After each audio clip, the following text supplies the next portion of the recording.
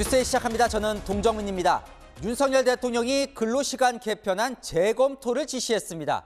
주 52시간 근로시간을 최대 69시간까지 유연하게 하되 나중엔 한 달씩 몰아서 쉴 수 있게 하는 안이었죠. 자유롭게 시간을 쓰도록 하는 MZ세대 법안이라 했는데 오히려 MZ세대들이 주 69시간 일하라는 거냐며 반발하면서 대통령실은 당황하는 분위기입니다. 이 대통령실은 정책 홍보에 실패를 시인하면서 보완 방법을 찾아보겠다는 방침입니다. 첫 소식 최수연 기자입니다. 윤석열 대통령이 발표 8일 만에 근로시간 제도 개편안 재검토를 지시했습니다. 대통령은 MZ세대의 우려를 반영해 더 설명하고 더 소통하라고 지시했습니다. 지난 6일 고용노동부는 주 52시간제를 최대 69시간까지 가능하도록 늘리되 그만큼 쉴 때 장기 휴가를 주는 안을 발표했습니다. 하지만 MZ세대 노조로 불리는 새로 고침 노동자 협의회가 반발한 데다 2030 지지율이 하락하고 있다는 MZ세대 대통령실 실무진 보고서까지 올라오면서 재검토를 지시한 것으로 전해졌습니다. 대통령실 핵심 관계자는 근로시간을 선택하자는 취지가 제대로 알려지지 못해 강제 노동으로 비치게 한 측면이 있다며 정책 홍보 실패가 있었다고 설명했습니다. 국민의힘도 소통이 부족했다며 대통령실과 발을 맞췄습니다. 회사에서는 몰아서 일하고 몰아서 쉬라 해놓고 슬금슬금 눈치 보게 만들고 퇴근 못하도록 이렇게 눈치 주는 거 아니냐라고 이제 하는 염려들이 많고. 국민의힘은 모레 MZ세대 노동조합, 업계 관계자 등과 토론회를 열고 여론 수렴에 나설 계획입니다. 정부도 대국민 여론조사를 거쳐 제도 보완을 할 예정이지만 한덕수 국무총리는 근로시간의 선택권을 넓힌다는 큰 프레임의 변화는 없다고 말했습니다. 세레인 뉴스 최순입니다. MZ세대들의 생각을 직접 들어봤습니다. 나중에 몰아쉴 수 있도록 선택권을 주겠다는데 왜 반발하는 걸까요? 염정원 기자와 함께 들어보시죠. 월요일부터 금요일까지 아침 9시에 출근해 저녁 12시 퇴근. 주말엔 기절이라고 쓰여있는 일명 기절 근무표부터 젊은 부부들이 아이를 볼 시간이 날까, 안 낳는 아이를 더 안 낳게 될 거라는 생각은 아무도 안 한 거냐라는 서울대생의 글까지 지난 6일 정부의 주 69시간 개편안 발표 이후 MZ세대들을 중심으로 반발이 이어졌습니다. 정책적으로 소통이 부족했다는 게 제일 먼저 느껴졌습니다. 저희 MZ세대 입장에서는 통보처럼 정책이 결정된 것처럼 개인적으로는 굳이 그렇게 할 필요가 있나라는 생각이 먼저 들었고요. 52시간도 주당 단위의 시간으로는 충분하다라고. 기성 강성노조의 반기를 든 MZ노조 새로고침협의회도 최대 주 69시간 도입은 시기상조라며 반대 성명을 냈습니다. 사측이 이 제도를 악용한다 했을 때 그거를 보호할 수 있는 장치가 없어요. 솔직히 주 60거를 관련해 갖고 지킬 사람들이 지금은 없어요. 고용노동부는 청년 세대 등 국민의 다양한 목소리에 귀 기울이고 공짜 야근을 낳는 포괄임금 오남용에 대해서 강력하게 대응하는 등 근로시간 제도 개편의 취지를 살리도록 노력하겠다고 밝혔습니다. 다만 제도 개편 방안과 관련해 일부 비현실적 가정을 토대로 잘못된 오해가 있다며 개편안의 큰 틀은 유지하겠다는 입장입니다. 채널A 뉴스 염정원입니다.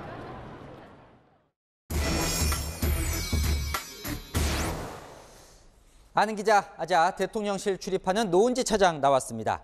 자, 이 노동시간 유연화는 대통령의 공약이기도 한데 이 재검토를 지시한 거 보면 뭔가 좀 시급했던 것 같습니다. 네, 그렇습니다. 대통령실은 한마디로 홍보 실패라고 말했습니다. 근로자가 근로시간을 결정하는 선택근로제 도입이 핵심인데 마치 주 69시간을 강제로 일하게 할 것처럼 인식이 됐다는 거죠. 대통령실에서 근무하는 MZ세대 행정관의 보고서나 각종 커뮤니티 또 SNS 여론 등도 재검토 지시에 영향을 줬다고 하는데요. 이 청년행정관은 보고서에서 정책 홍보 실패로 오해가 쌓였고 또 윤 대통령에 대한 2030 세대 지지율까지 떨어졌다 이렇게 분석한 걸로 알려졌습니다.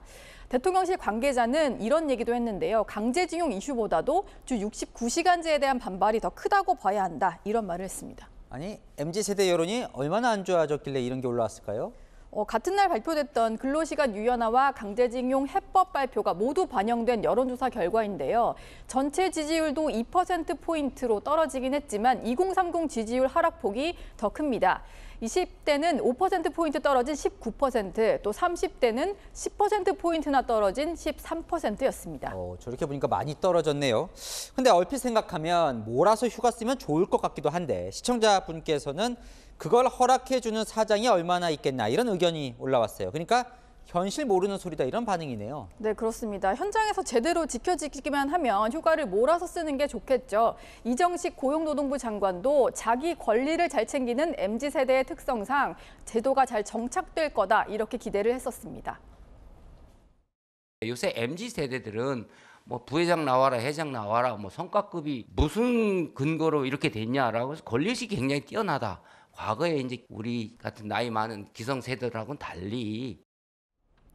하지만 저런 장관의 말과는 달리 MZ세대 사이에서는 지금 남아있는 연차도 못 쓰는데 안식월이 웬 말이냐 이런 냉소적인 반응만 나왔습니다. 또 회사가 몰아서 일만 시켜놓고 제대로 못 쉬게 하는 게 아니냐는 불안도 컸고요. 윤 대통령이 특히 MZ세대의 의견을 면밀히 청취하라고 지시한 이유입니다. 네, 인식 차이가 좀 느껴지는데요. 이 노동개혁 관련해서는 사실 대통령 지지율의 상승 요인으로 봤는데 이건 좀 역풍이 분 거네요, 그럼. 네, 그동안 민노총과 한국노총 등 양대 노총 불법 행위에 대해서 엄단을 강조했고 또 노조 회계 투명성을 강조하면서 기성 노조에 반발하는 MZ 노조의 호응을 이끌어내기도 했는데요. 그런데 갑자기 주 69시간 근로제가 논란이 되면서 대통령실도 난감한 기색입니다. 대통령실 핵심 관계자는 근로시간 유연제를 서둘러서 추진하는 바람에 홍보도 제대로 안 됐고 또 다른 노동정책과 선후 관계도 맞지 않았다고 지적했습니다. 네, 민주당은 철회를 기정사실화하면서 다행이다 이런 반응을 냈던데 어떻게 하겠다는 거예요, 이제? 네, 일단 민주당 같은 경우는 주 69시간 근로를 강조하면서 시대에 역행한다 이렇게 맹비난해왔거든요. 이재명 민주당 대표는 재검토 지시를 일단 환영하면서 자신의 대선 공약인 주 4일제 도입을 밀고 있습니다. 대선에서 말씀드렸던 주 4.5일제 도입 같은 경우도 오히려 추진해 나가는 그런 계획들을 수립해서 노동자들과 함께 행복한 삶, 워라밸이 가능한 그런 사회를 만들어가도록 노력하겠습니다. 어때요? 대통령실은 그래서 여론 듣고 안 좋으면 철회까지도 생각을 하고 있는 겁니까? 일단은 입법 예고 기간이 40일이라 다음 달 17일까지거든요. 우선 이 기간에 대대적인 여론조사를 통해서 각 세대별 의견을 취합하고 보완할 점을 찾을 계획입니다. 일단은 철회보다는 여론을 수렴해서 제도를 보완하는 방향으로 진행이 될 것 같은데요. 국민의힘 환노위 간사인 이미자 의원은 초과 근무 시간 상한선에 캡을 씌우는 방안을 언급하기도 했습니다.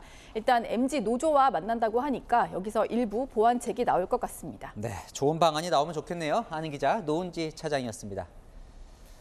모레부터 시작이 되죠. 윤석열 대통령의 1박 2일 방일 일정 그 스케줄이 나왔습니다. 12년간 중단됐던 한일 정상 셔틀 외교가 재개되는 순간인데요. 기시다 일본 총리의 올여름 답방 방한 가능성도 제기가 됐습니다. 1박 2일 빽빽한 일정을 조아라 기자가 소개합니다.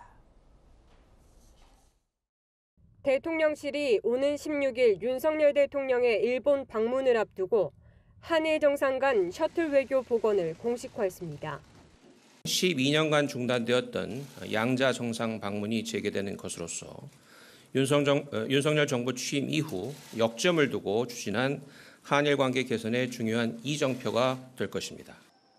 일본 언론은 일본 정부 관계자를 인용해 기시다 후미오 총리의 올 여름 방한 가능성을 보도하기도 했습니다.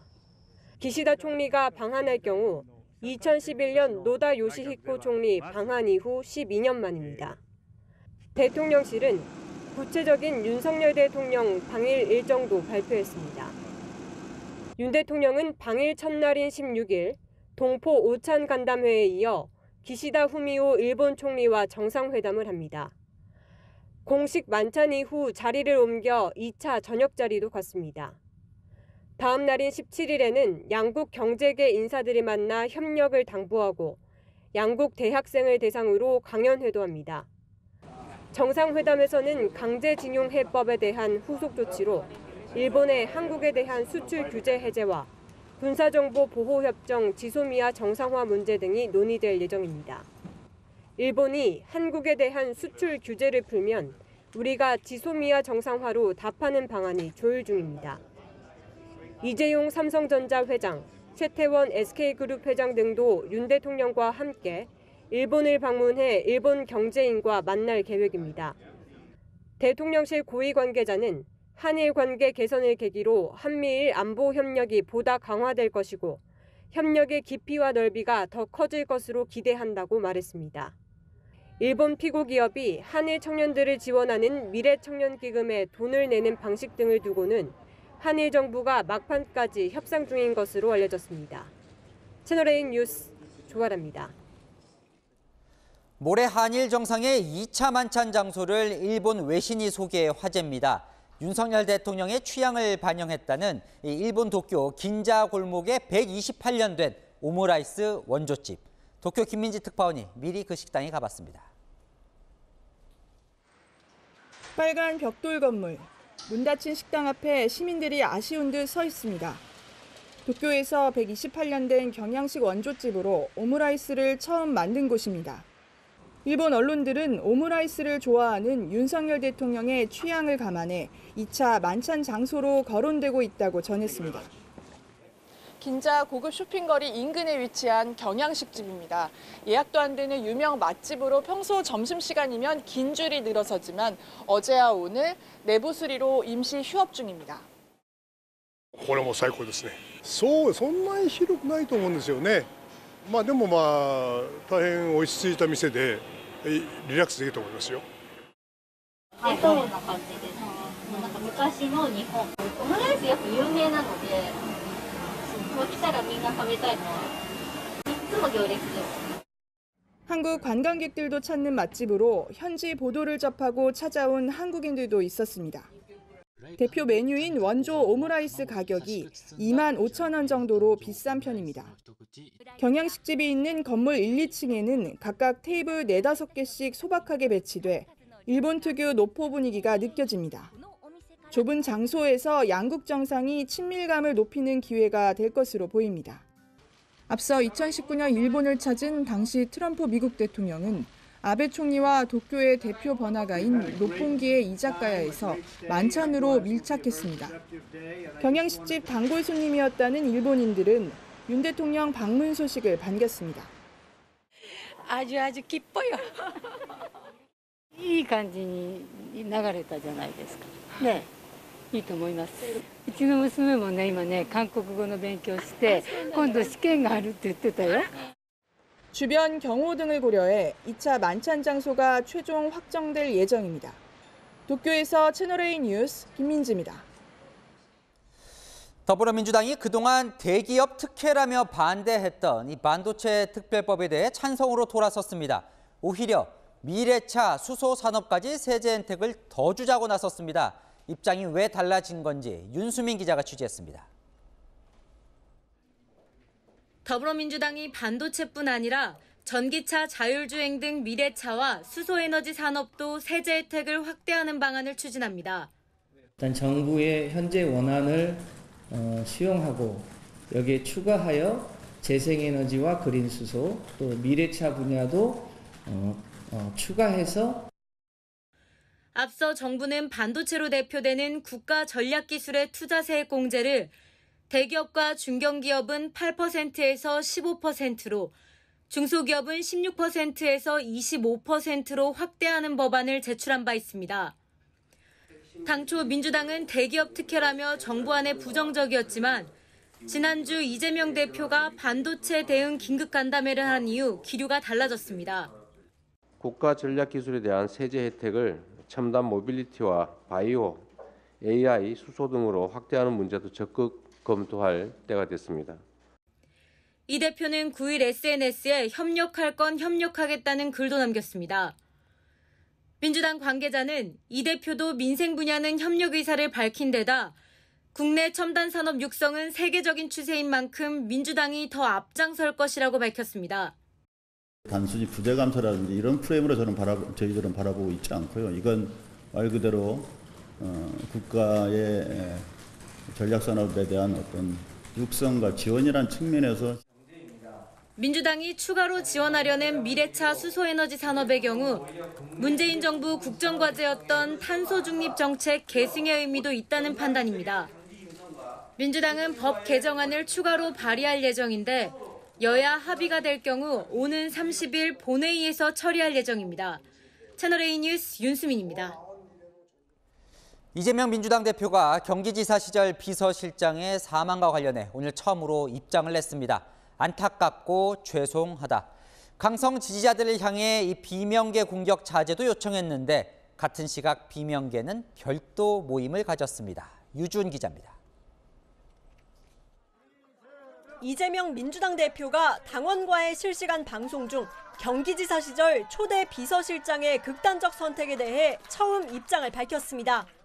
고인이 숨진 지 닷새 만입니다. 제 곁에 있었다는 이유로 사실은 당한 일이어서 저로서야 참 제가 어떤 방식이든 간에 책임을 지지 않을 수 없는 그런 안타까운 상황인데 이런 그만하죠. 이 대표는 고인에게 사과의 뜻도 밝혔습니다. 저만 잡으면 되지. 저를 잡기 위해서 주변을 잡는 과정에서 이런 일이 자꾸 벌어져서 정말 안타깝고 죄송하고 그렇습니다. 당내에서도 책임론이 제기되자 진화에 나선 겁니다. 지금까지 선배 대표들은 당이 누란의 위기에 처했을 때는 선당우사하는 정신으로 다 자신을 먼저 버렸죠. 이 대표는 본인의 체포동의안 이탈표에 대해 의원들의 충정을 이해한다면서 강성 지지자들을 향해 비명계 공격 자제를 요청했습니다. 막 색출하고 또 청원해가지고 망신을 주고 공격을 하면 기분은 시원할지 모르겠는데 이 당의 단합을 해치잖아요. 적대감이 더 강화되겠죠. 그럼 누가 손해입니까? 이 대표는 윤 대통령이 밉지는 않다며 윤 대통령에게 개인적 감정을 반영하지는 않겠다고도 했습니다. 같은 시각 20여 명의 비명계 의원들은 민주당의 길 모임을 재개하며 대선 이후 지난 1년을 평가했습니다. 채널A 뉴스 유주은입니다. 미국을 덮친 실리콘밸리 은행 파산의 충격이 가라앉지 않고 있습니다. 바이든 대통령이 직접 등판해 은행은 안전하다며 불 끄기에 나섰지만 은행 앞은 돈 찾으려는 인파로 장사진입니다. 추가 파산 위기까지 번지고 있습니다. 권갑구 기자입니다. 동이 트자마자 두터운 옷을 챙겨 입은 고객들이 실리콘밸리 은행 앞에 줄을 섰습니다. 문을 열 때까지 장시간 대기하기 위해 캠핑 의자도 가져왔습니다. 한꺼번에 접속자가 몰려 스마트 뱅킹이 원활하지 않아 직접 은행을 찾은 고객도 적지 않습니다. I think a lot of us were panicking and we're trying to get through in terms of how we open up different bank accounts quickly and 시그니처 은행 고객들도 마찬가지입니다. I cannot believe it. This is something I did not expect. 미국 정부가 파산한 은행 두 곳의 예금을 전액 보장하겠다고 발표했지만 중소은행들의 추가 파산 우려는 여전합니다. 뉴욕 증시에서 퍼스트 리퍼블릭 은행 주가는 61% 폭락했고 웨스트 얼라이언스 주가는 47% 떨어졌습니다. 모두 지역을 기반으로 특수 영역에서 틈새 시장을 찾아온 중소형 은행들입니다. And investors are worried there may still be concerns over bad loans in the tech sector or poor asset quality at the banks. 바이든 대통령은 대국민 연설을 통해 2008년 금융위기가 되풀이되지 않을 것이라며 거듭 안심시켰습니다. That the banking system is safe. Small businesses across the country, the deposit accounts at these banks can breathe easier knowing. 다음 주 예정된 미국 기준금리 인상폭이 0.5%포인트에 달할 수 있다는 전문가들의 예측은 사라졌습니다. 이번 사태의 원인으로 급격한 금리 인상이 꼽히자 동결 전망까지 나오고 있습니다. 채널A 뉴스 권갑구입니다. 자, 앞서 보신 미국 상황에 국내 증시는 검은 화요일을 피하지 못했습니다. 코스피와 코스닥 모두 폭락했습니다. 김승희 기자입니다. 실리콘밸리 은행 파산 여파에 국내 증시에 검은 화요일이 닥쳤습니다. 오늘 코스피는 어제보다 2.56% 내린 2348.97에 마감하며 파랗게 질렸습니다. 하루 만에 61.63포인트나 떨어져 지난해 3월 이후 1년 만에 최대 낙폭을 보였습니다.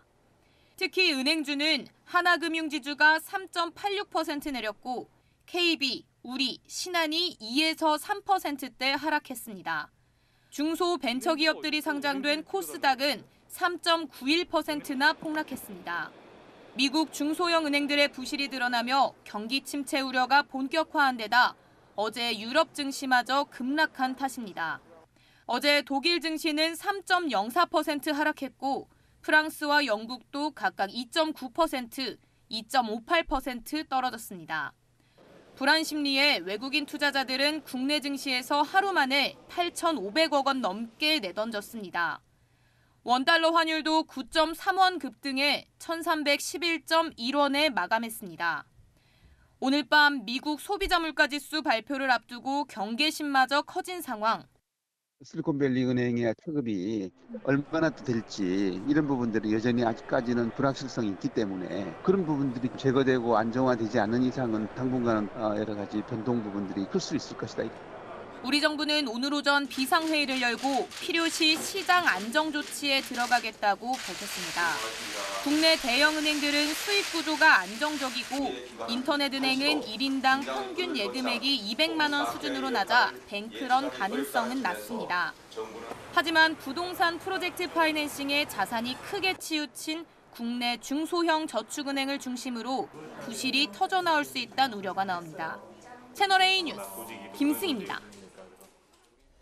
우리 정부는 올해 11월 결정되는 2030년 부산 엑스포 유치에 사활을 걸고 있습니다. 오늘 가덕도 신공항을 2029년, 그러니까 엑스포 전에 완성 짓겠다고 발표했습니다. 그러려면 공사 기간을 5년이나 줄여야 하다 보니 논란도 뜨겁습니다. 안건우 기자입니다.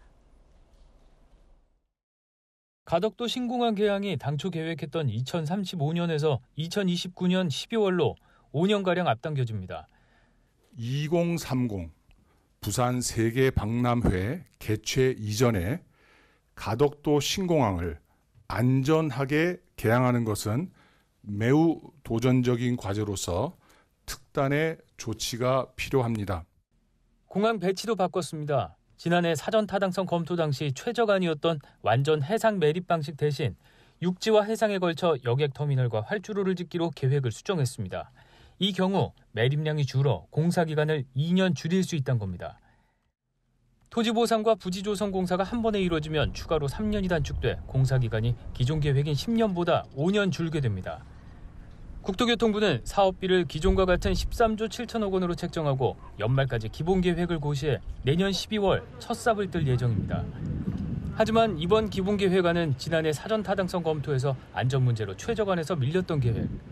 2년 전 특별법에 따라 경제성을 따지는 절차를 건너뛴 것도 여전히 문제로 지적됩니다.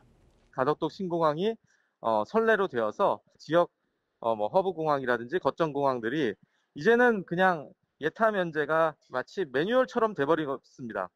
현재 건설 중인 울릉공항도 공사 기간이 5년이지만 총 사업비는 가덕도 신공항의 20분의 1 수준에 불과합니다.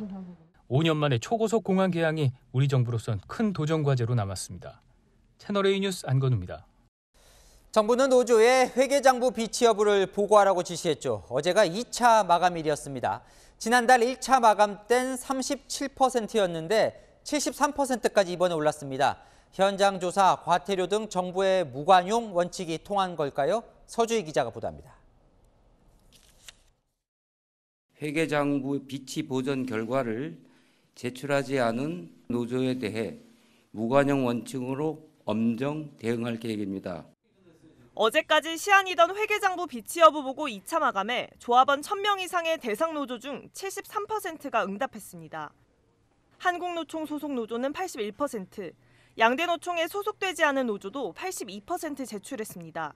민노총 산하노조는 37%가 보고에 응했습니다. 회계자료 표지와 속지 한 장 등 최소한의 자료 제출을 요구했지만 전체 319곳 가운데 86개 노조는 끝내 제출을 거부한 겁니다. 고용부는 추가 시정 기간 동안 근로감독관이 조합을 직접 방문해 회계자료 유무를 눈으로 확인한 것도 제출로 인정해줬습니다. 비치 여부를 확인할 수 있는 것들을 방문해서 확인을 시켜주는 경우에도 좀 다양한 방법으로 소명하실 수 있도록 지침에 기인한 게 좀 큰 걸로. 끝내 자료 제출을 거부한 노조 86곳에 대해선 내일부터 과태료 부과 절차에 들어갑니다. 양대 노총은 반발했습니다. 고용노동부 장관을 직권남용 혐의로 고발하겠다고 맞섰습니다. 과태료 부과에 대해서도 이의 신청 등 전면적인 법률 대응에 돌입하겠다고 밝혔습니다. 정부도 현장 조사를 병행해 서류 비치 여부를 확인하겠다는 엄정 대응 원칙을 재확인했습니다. 현장 조사 과정에서 폭행, 협박 등을 행사하는 경우 공무집행 방해죄 등을 적용한다는 방침입니다. 채널A 뉴스 서주입니다.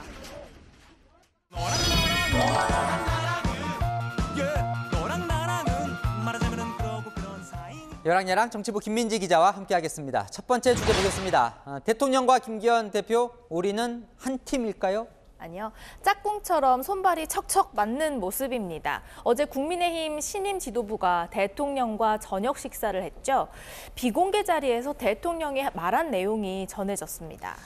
대통령 말한 내용이 별로 공개된 게 없는데 취재를 그래서 좀 해봤죠. 네, 민주노총 사무실을 압수수색했더니 북한의 지령문과 북한 충성 맹세문이 나왔다. 이렇게 어제 보도해드렸잖아요.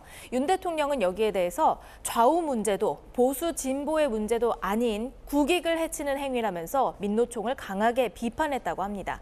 그러자 오늘 김기현 대표는 화답하듯 모든 당력을 모아 종북 간첩단과의 전쟁을 선포한다고 했는데요. 북한의 지시를 그대로 따르는 국내 세력이 아직도 버젓이 있다는데 놀라움을 금할 수가 없습니다. 국내에 있는 종북 세력 척결에 소홀함이 없으면 좋겠습니다. 민노총이 북한의 행동 대장인가 노동개혁이 시급합니다. 민노총이 북한의 반정부 시위 행동 대장을 자처한 것입니다. 글쎄요, 이 대통령 말을 앵무새처럼 전한다면 수직적 관계 아닙니까?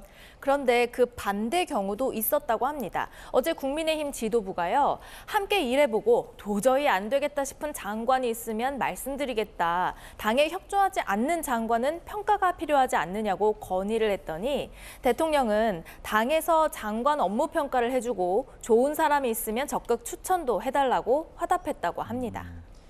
장관들 인사 문제까지 좀 터놓고 논의하자 이런 거네요. 네, 대통령과 김 대표는 2주에 한 번씩 만나기로 했죠. 야당 시선은 곱지가 않습니다. 민생 관련 여러 가지 민심도 전달하고 대통령께서 가지고 있는 생각도 같이 공유하고 그런 의미라고. 윤석열 대통령의 대리 역할. 그래서 김 대리가 당선됐다. 코너 말씀 듣고 오고 지시사항 메모하고 와서 전달하는 통로, 전달하는 스피커 정도 역할하지 않을까. 할 말도 하는 긴밀한 소통, 이게 정답 같네요. 네, 다음 주제 보겠습니다. 정치판 JMS, 요즘 논란이 큰 종교 이야기인가 보죠? 네, 최근 다큐멘터리를 통해서 기독교 복음선교회, 통칭 JMS의 교주 정명석의 만행이 알려지면서 논란이 되고 있죠. 200에서 250개 교회까지는 올라간 것 같고, 그 목사는 엄청 기도하시고 성경을 2000번 읽었다. 하나님이 안 보인다고? 안 보여? 나 쳐다봐. 하나님. 사실을 밝히고 한 명이라도 진짜 그런 피해자 안 나오게 하고 싶어요. 그제 태영호 국민의힘 최고위원이 SNS에 JMS 민주당이라고 올렸는데요. 민주당은 발끈했습니다. 태영호 국민의힘 최고위원이 이재명 대표의 명예를 훼손했습니다. 성착취 논란 등 최악의 사입이 종교단체와 엮어 민주당과 당대표를 욕보이려는 비열한 정치에 분노합니다. 이재명 대표의 이니셜을 암시하는 듯한 글이라서 민감한 거군요. 맞습니다. JMS 공방은 여기서 끝이 아니었습니다. 민주당은 지금 망분해가로 오늘 13일 외통위 개최를 고집하고 있습니다. 윤석열 대통령 방일 일정에 오기장을 놓고 망치려 하는 것입니다. 태영호 간사의 그런 인식은 피해자의 말, 국민의 목소리에 귀닫고 일방적으로 국민 비판도 듣지 않겠다. 저는 이거 최근에 넷플릭스에서 유행하는 나는 신이다 용산판이라고 봅니다. 나는 신이다가 JMS 의혹이 보도된 그 다큐멘터리 이름이죠? 네. 맞습니다. 5.18 북한 개입 가능성을 언급한 김광동 진실화해위원장과 5.18 정신 헌법 수록에 반대한다고 한 김재원 최고위원에 대해서도 JMS 비유가 나왔는데요. 박용진 의원은 흡사 JMS 같은 정치 행태라면서 신앙을 위해 거짓말도 하는 JMS의 모사와 뭐가 다르냐고 지적했습니다. 그러니까 5.18 정신을 헌법에 계승한다고 공약해놓고 다른 소리를 한다고 지적한 겁니다. 오늘 김재원 최고위원은 헌법 수록에 반대를 안 하겠다면서 사과의 글을 올렸습니다. 뭐 피해자도 있으니까 굳이 JMS 이거를 여야가 정치에 활용을 안 하면 어떨까 싶습니다. 네, 정명석은 만기 출소를 한 뒤에도 또다시 성폭행을 저지른 혐의로 재판을 받고 있는데요. 다수의 피해자가 있는 사건인 만큼 정쟁에 활용하는 건 피해자들에게 또 다른 고통을 줄 수도 있으니 조심해야겠죠. 네, 지금까지 여랑야랑이었습니다.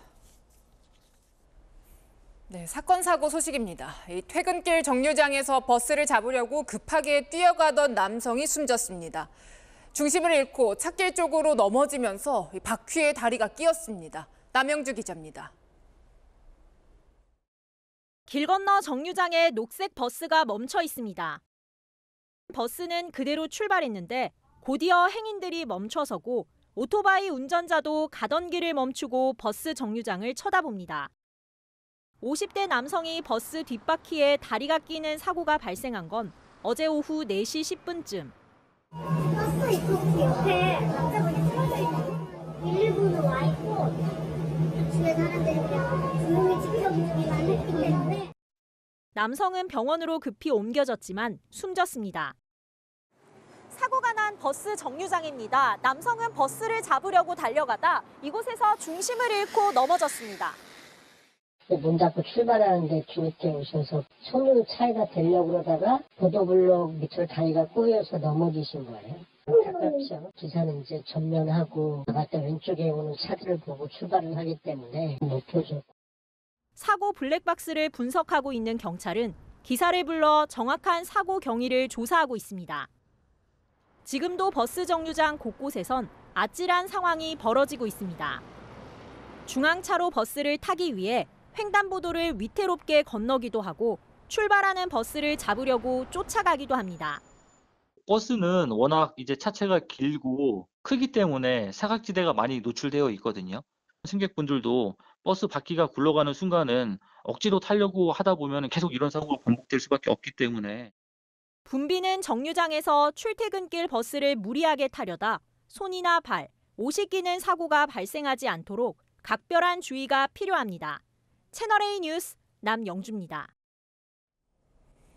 3년 공사에서 만들어 놓은 나들목이 개통도 못하고 사실상 폐쇄수순에 들어갔습니다. 여기에 투입된 예산만 77억입니다. 어떻게 된 일인지 공국진 기자가 취재했습니다.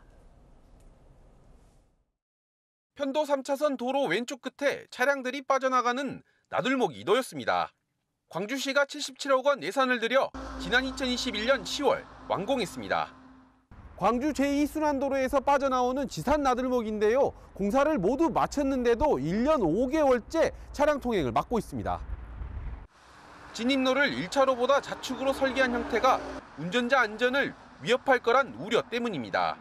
당초 오른쪽인 3차로 옆으로 설계됐지만 소음과 분진 문제를 제기한 주민 민원 탓에 변경한 게 화근이 됐습니다. 이쪽 사는 사람들은 지방 주점이잖아요. 광주시는 나들목을 운영할지를 놓고 연구 용역을 맡겼습니다. 그런데 문제는 진출로 위치가 아니었습니다. 출구가 왼쪽에 있든 오른쪽으로 옮기든 나들목에서 운전자가 빠져나가지 못할 확률이 40%, 35%에 달한 겁니다. 일반적인 진출로보다 최대 8배나 높았습니다. 나들목 앞뒤에 있는 2개 터널 간격이 500m로 좁은 데다 터널 출구부터 진출로까지 거리가 70m에 그치다 보니 애초에 진출로를 세워선 안 된다는 겁니다. 이쪽에서 빠진 게 너무 작더라고. 제가 도로 달리면서 한번 가식 있게 보는데 운전자 입장에서는 위험해 보이더라고요. 터널이 없는 일반 진출로보다 교통사고가 최대 14배 이상 많이 날 거라는 예측도 나왔습니다.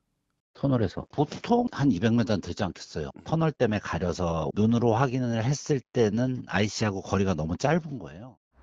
광주시는 사실상 폐쇄 수순에 착수하는 한편 설계 변경 과정을 두고 감사를 벌이기로 했습니다. 전문가들 반대에도 공사를 강행했다는 주장도 제기돼 결과에 따라 파장도 예상됩니다. 교통안전공단 쪽하고 경찰 쪽이 이거 위험하다 하지 마라 그렇게 하는데도 밀어붙이니까 그럼 우리는 빠질란다 이렇게 해서 무엇보다 제대로 된 조사 없이 수십억 원에 달하는 예산을 낭비했다는 비판은 피할 수 없게 됐습니다. 채널A 뉴스 공진입니다. 갈수록 심각해지는 미세먼지 때문에 지난 정부에서는 각급 학교에 공기청정기를 설치했습니다. 그런데 필터를 열어보니 이 공기청정은커녕 먼지투성이었습니다. 예산이 거의 9천억 원이나 투입됐습니다. 김호영 기자가 보도합니다. 지난 2월 울산의 한 초등학교 6학년 교실.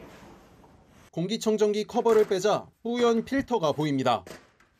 손으로 필터를 만지자 먼지가 휘날립니다. 같은 학교 2학년 교실입니다. 필터 밑에는 먼지가 떨어져 있고 공기청정기 내부도 먼지로 가득합니다. 울산의 다른 초등학교에서도 필터를 손으로 털자 먼지 바람이 일어납니다. 교육부 관리 지침에는 3에서 6개월마다 필터 교체를 하도록 되어 있지만 위탁업체들이 제대로 관리하는지 점검은 쉽지 않다는 게 현장 반응입니다. 학교 공기청정기 설치는 문재인 전 대통령 공약이었고 2018년 1월부터 전국 2만여 개 학교에 설치됐습니다. 미세먼지에 노출돼서 건강을 해치거나 학습권이 피해받는 일이 없도록 저희가 적극적으로 최선을 다해서 노력하겠다는 말씀을 드리고요. 하지만 공기청정기의 부실한 관리가 오히려 미세먼지를 유발해 학생들의 건강을 해칠 수 있다는 지적이 나옵니다. 공기청정기 안에 쌓여있던 먼지가 다시 밖으로 배출이 될 정도거든요. 공기청정기를 트는 것 자체가 도리어 감염의 요인이 될 수가 있다고 생각합니다. 2018년부터 올해까지 학교 공기청정기 유지 관리에 8,800억 원의 예산이 들어갔습니다. 1조 원에 가까운 막대한 예산을 쏟아붓고도 무자격 업체의 난립과 교육당국의 관리 소홀로 오히려 학생들의 건강을 해치는 결과가 나타나고 있습니다. 해당 초등학교는 임대료를 내고 매달 업체로부터 관리를 받고 있다며 교직원이 확인을 하지만 뚜껑을 일일이 열어보기는 어려운 상황이라고 설명했습니다. 채널A 뉴스 김호영입니다. 네, 비탈진 곳이 많은 부산에서는 주택 옥상을 주차장으로 쓰기도 합니다. 하지만 후진 한번 잘못했다가 차량 추락 사고로 이어지다 보니 안전 문제는 여러 번 지적이 됐죠. 지금은 좀 바뀐 게 있을까요? 이솔 기자가 다시 가봤습니다.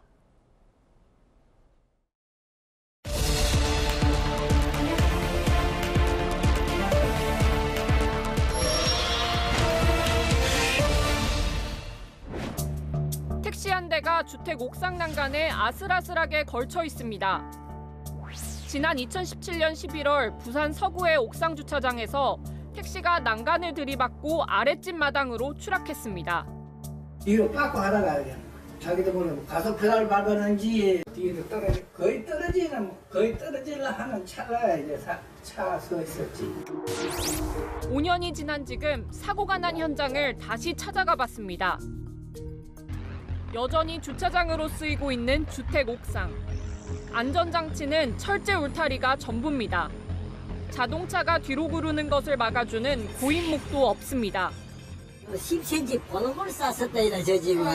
10cm 보는 아무 주머니를 쳐도 넘어간다 이 말입니다. 주차를 계획을 안 하고 짓기 때문에 그 보완이 안 됐다 그 말. 사고 당시 집안에 있었던 아랫집 사람은 여전히 불안합니다. 차 주차장이 많은 조금 다르지. 이거 다 주차장 아니야. 그러면 모르지 언제든 주차. 다른 곳들도 위태롭긴 마찬가지. 사고가 난 곳 인근 옥상 주차장입니다. 난간이 없고 턱도 낮은데요. 이곳에서 차량이 추락할 경우 바로 아래 주택을 덮치게 돼 큰 피해로 이어질 우려가 있습니다. 여기 절대로 되면 안 됩니다. 해놔도 뭐 많이 되지 길에 적당히 될 데가 없잖아요. 산이 많고 평지가 적은 부산에는 아슬아슬한 경사지에 조성된 거주 지역이 많습니다. 지형적으로 도로와 건물 옥상이 맞닿다 보니 옥상 주차장을 많이 쓰는 겁니다.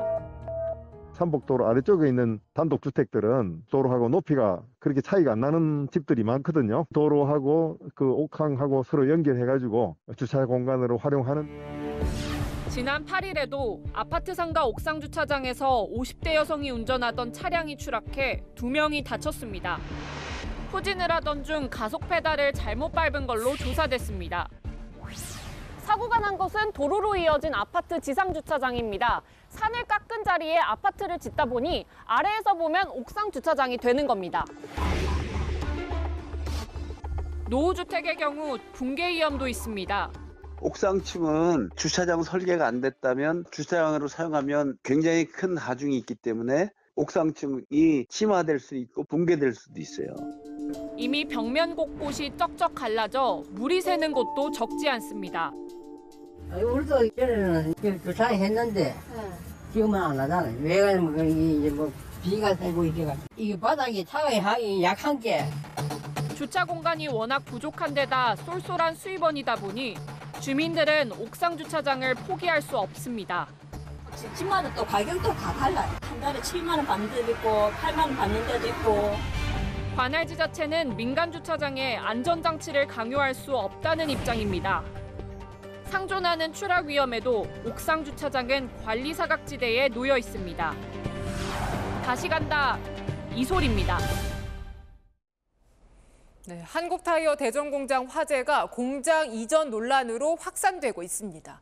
이 그을음과 분진의 하천 오염까지 걱정되기 때문입니다. 인근 상점들은 개점 휴업 상태입니다. 신선미 기자입니다.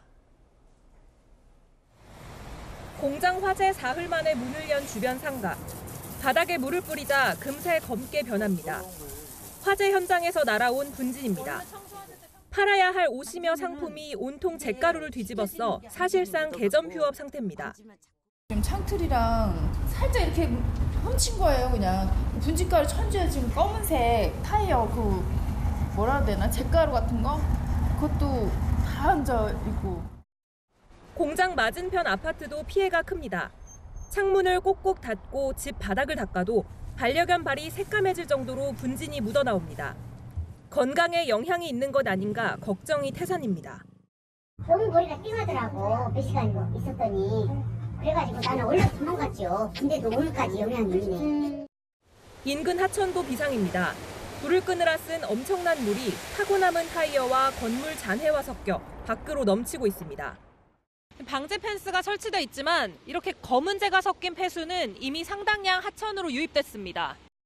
일부 주민들은 주택가 한가운데 타이어 공장이 있는 게 말이 안 된다며 공장 이전 등 궁극적인 해결책을 내놓으라고 요구합니다. 항상 매연 한국타이어 이번 기회에 좀 멀리 떠나서 좀 시골 같은 데 어디다 좀 그렇게 자리 잡고 살았으면 좋겠어요. 여기 주민들 살려주세요. 한국타이어 측은 주민들에게 피해 민원을 접수받아 해결할 예정이라고 밝혔습니다. 지역사회 피해 복구를 위한 모든 필요한 조치를 강구한다는 입장을 내놨습니다. 채널A 뉴스 신선미입니다. 한 대학교 아침마다 학생들로 붐비는 곳이 있습니다. 바로 학생 식당인데요. 1,000원짜리 아침밥이 제공되고 있습니다. 20분 만에 동이 난다는데 그 현장에 이기상 기자가 다녀왔습니다. 오전 8시도 안 됐지만 학생 식당 식권 판매기 앞에 긴 줄이 늘어서 있습니다. 4,000원짜리 아침밥을 재학생은 단돈 1,000원에 먹을 수 있기 때문입니다. 오늘 메뉴는 사골된장 고깃국과 계란 프라이, 100인분을 준비한 1,000원 아침밥은 판매 20여 분 만에 모두 동났습니다. 학비가 엄청 비싸다 보니까 생활비라도 조금 아껴야 해서 또 책값도 엄청 많이 들거든요. 그래서 여기밖에 없는 것 같아요, 선택지가. 유학생이니까 좀 알바도 못하기 때문에 좀 하식을 먹지 못하면 좀 외식을 해야 하죠. 좀 외식도 가격도 일본에 비하면 좀 비싸기 때문에 3,000원쯤? 1,000원의 아침밥은 농림축산식품부가 학생들 아침도 먹이고 쌀 소비도 촉진하기 위해 2017년부터 시작한 사업입니다. 지난해 전국 28개 대학에서 진행했는데 올해는 40개 대학으로 확대했습니다. 부산 외대는 사업 기간을 6월까지로 줄인 대신 아예 공짜 아침을 주고 있습니다. 성균관대는 정부 예산에 졸업생 발전기금을 더해 후배사랑 학식이란 이름으로 메뉴를 다양화했습니다. 용돈에서 한 3분의 2 정도는 식비로 쓰는 것 같은데 1,000원 학식을 먹고 나서는 한 15만 원에서 20만 원 정도 훨씬 많이 줄었다. 저 오늘 1교시 일정은 없는데 이거 천학식 먹으려고 매일 아침 일어나서 이렇게 와서 먹고 가요. 천원의 행복으로 학생들의 아침이 든든해지고 있습니다. 채널A 뉴스 이기상입니다. 자, 오른 건 밥값뿐이 아니죠. 빵값도 많이 올라서 요즘 케이크 한 조각에 10,000원씩 합니다. 그래서 달달하고 맛있는 편의점 디저트를 사기 위해 오픈런까지 벌어지고 있습니다. 송정현 기자입니다. 동그란 빵 가운데 크림이 담긴 디저트입니다. 시중 빵집에서는 한 개에 4,000원 가까이 하는데 편의점에서는 비슷한 값에 2개를 살 수 있습니다. 과외를 해서 용돈을 버는 입장에서는 좀 부담이 되는 측면이 있죠. 베이커리랑 비교했을 때도 맛있다고 생각을 해서. 젊은 층 사이에 입소문이 나면서 구하는 건 하늘의 별 따기 수준입니다. 편의점 3곳을 확인해 보니 모두 품절이었습니다.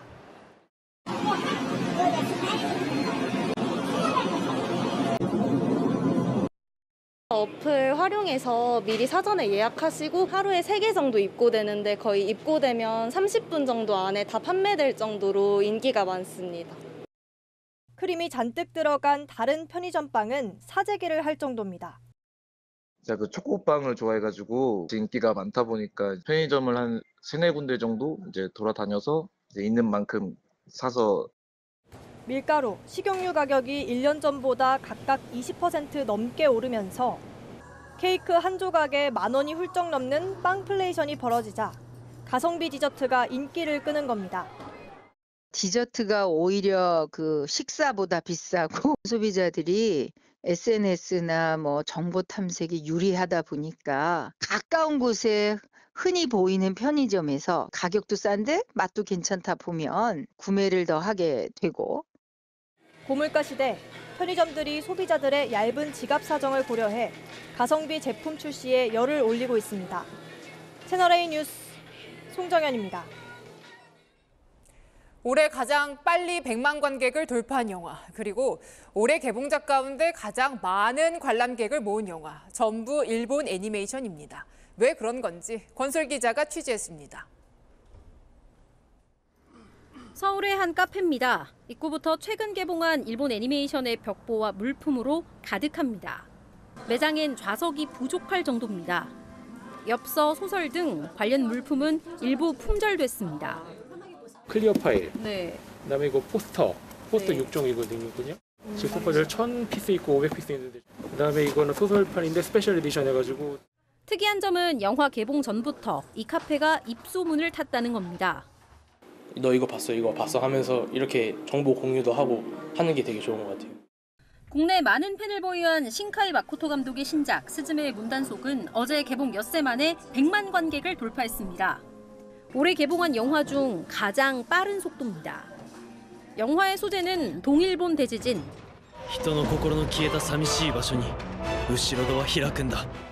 고등학생 주인공이 재난을 부르는 문을 닫기 위해 사투를 벌입니다. 평일 오전에도 영화관을 찾는 사람들이 끊이지 않습니다. 사실은 이미 어제 한번 봤거든요. 그래서 근데 또 봐도 별로 지르지 않을 것 같은.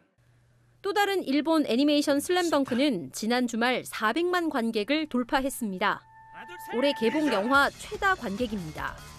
한 사람이 같은 영화를 보고 또 보는 이른바 N차 관람이 많은 게 흥행의 비결인데 스즈메의 문단속도 비슷한 골수 팬들이 생기고 있습니다. 박스오피스 1, 2위를 차지한 일본 애니메이션 열풍이 한동안 이어질 전망입니다. 채널A 뉴스 권솔입니다. 낮 동안 따스한 햇살이 내리쬐며 봄 기운이 완연했는데요. 내일은 하늘에 구름 많은 가운데 봄비 소식이 있습니다. 오전부터 오후 사이 경기 북동부와 강원 영서 중북부에는 5mm의 비가 살짝 내리겠고요. 서울 등 그 밖의 지역에는 빗방울이 떨어지거나 순간 돌풍이 부는 곳이 있겠습니다. 비의 양이 워낙 적어서 대기의 건조함은 계속됩니다. 특히 강원 산지로는 강풍특보가 발효돼 산불에 각별히 주의하셔야겠습니다. 내일 출근길 내륙과 남해안에는 짙은 안개가 끼겠고요. 밤한때 충청과 전북은 먼지 농도가 높겠습니다. 내일도 큰 일교차에 주의하셔야겠습니다. 아침 기온 서울은 7도, 대전과 대구 6도로 오늘보다 높겠고요. 한낮에는 서울 12도, 광주 21도로 남부지방은 20도로 웃돌며 포근함이 감돌겠습니다. 주 후반 남해안과 제주에는 비 소식이 있습니다. 날씨였습니다. 바짝 일하고 몰아서 쉬자는 근로제 개편안이 재검토에 들어갔습니다. 몰아서 쉬게 하면 MZ세대들이 좋아할 거라고 생각했던 정부. MZ세대 반발에 당황하고 있는데요. 연차도 눈치 보여서 못 쓰는데 장기 휴가가 가능하겠냐는 게 핵심입니다. 한마디로 현실 모르고 낸 정책이라는 거죠. 이 정책 취지가 아무리 좋아도 직장 문화가 받쳐주지 않으면 그림의 떡입니다. 마침표 찍겠습니다. 불신자초한 탁상행정 뉴스에 마칩니다. 감사합니다.